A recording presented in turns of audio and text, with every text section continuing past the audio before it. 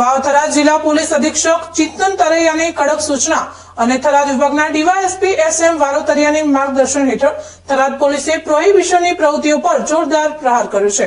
Police સ્ટાફની ટીમને મળેલી ચોક્કસ બાતમીના આધારે જેતડા ગામની સીમમાં રેડ પાડવામાં આવી હતી।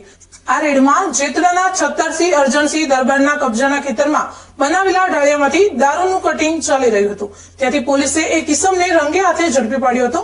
પોલીસે ઘટના સ્થળથી સ્વિફ્ટ અને i20 એમ 2 ગાડીઓ કબજે કરી હતી। આ સાથે ભારતીય બનાવટના વિદેશી દારૂની બોટલો અને બિયરની ટીન મળી કુલ 2538 નંગ જથ્થો પકડાયો હતો, જેની કિંમત ₹5,31,680 જેટલી થાય છે। ગાડીઓ, દારૂ અને મોબાઈલ સહિત કુલ ₹9,61,680 નો મુદ્દામાલ જપ્ત કરવામાં આવ્યો છે।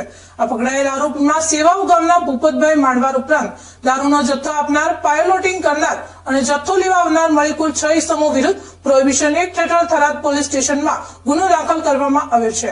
વોન્ટેડ આરોપીઓમાં સેદલા ગામનો શક્તિસિંહ દરબાર, કુંભારડી દિલીપભાઈ રબારી, સેવાઓ ગામનો ઇન્દ્રસિંહ ચૌહાણ, લાખણી ઉદયસિંહ વાઘેલા અને જેતડા ગામનો છત્તરસિંહ દરબારનો સમાવેશ થાય છે।